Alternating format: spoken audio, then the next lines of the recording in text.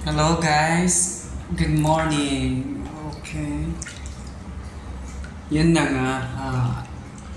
Before anything else, I would like to say thank you to my boss kasi binigyan ako ng another rest day for today. So, nung nalaman ko na magkakaroon ako ng another off, I planned and I decided to go for the beach.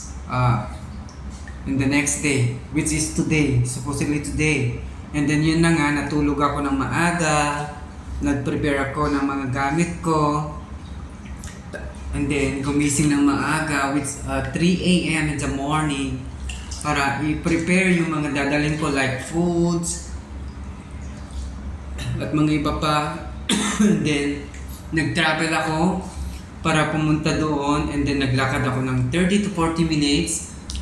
Pagdating sa Cornets pala anyway, naglakad ako ng 30 to 40 minutes para marating ko yung public area na pwedeng palibuan. Unfortunately guys, unexpected. Hindi ko rin naman alam kasi wala naman nakalagay na ano doon na parang placard o kaya parang billboard na nagsasabing this place is closed until when. At dahilan, kumbaga under maintenance siya. So nagtataka ako kasi mag-7 na, hindi pa nagbubukas yung public beach pero may mga lifeguard doon sa area na nakaupo lang.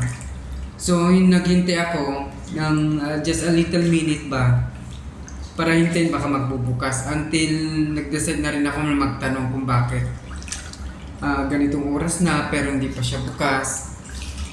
Ayun na nga guys, nalaman ko na hindi pala possible na magbubukas yung public beach sa may Cornets.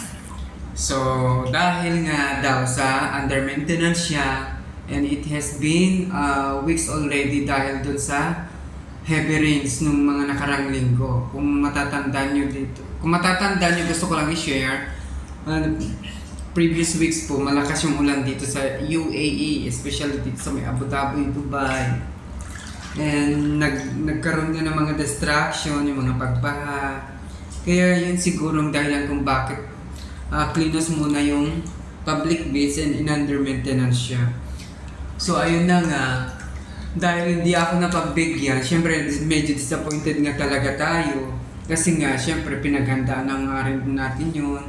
Akalain mo magpahid-pahid, kahit naman tayo maputi, alam mo yun, kailangan pa rin natin, kahit hindi tayo cute, hindi tayo maputi, kailangan pa rin natin protektahan ng ating mga balat.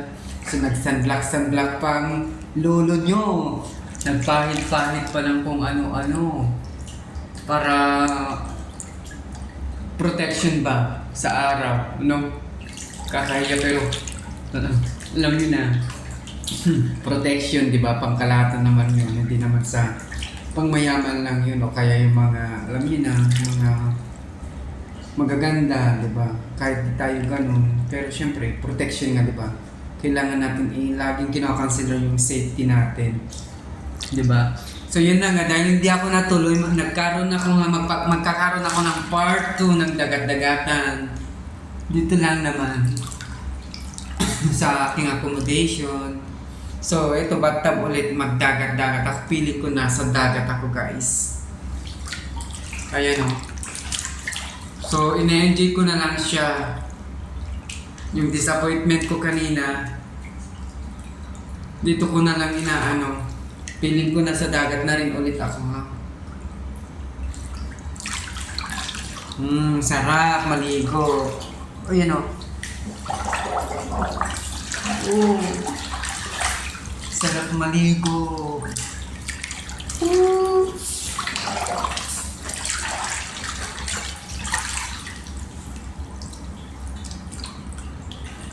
Yun lang na-realize ko lang kung may mga bagay na hindi tayo napagbibigyan, dapat marunong tayo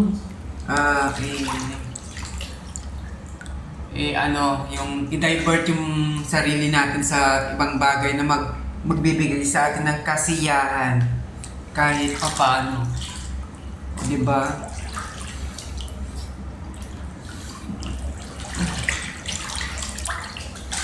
So ito ngayon, nasa ano na ako ngayon, nasa bathtub. Feeling ko nasa dagat ako. Kaya lang guys, medyo mainit din yung tubig kasi nga summer na dito ngayon sa UAE. So kahit may monitor system itong water namin, ayan o.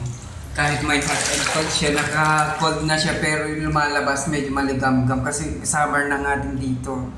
Siguro dahil nga summer, naapektuhan na din yung